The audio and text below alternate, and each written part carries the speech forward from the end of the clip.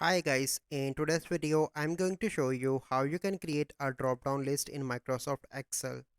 So here you can see that I already added week's calendar here from Monday to Saturday, and this is my question. When you are going on holiday, so here I'm going to add a drop down. So you simply need to select the cell and click on data on the top. Then you simply need to come here and click on data validation. Click on data validation again, and any value you simply need to select list, and from here you need to select source and select this complete list. Okay, and then you need to click on this icon and click on OK, and now you can see that drop down is added and you can select any day from here. Let's suppose I want to write, so I'm going to write anything here. So here you can see that Excel stopped me from writing, so I need to select any day from here.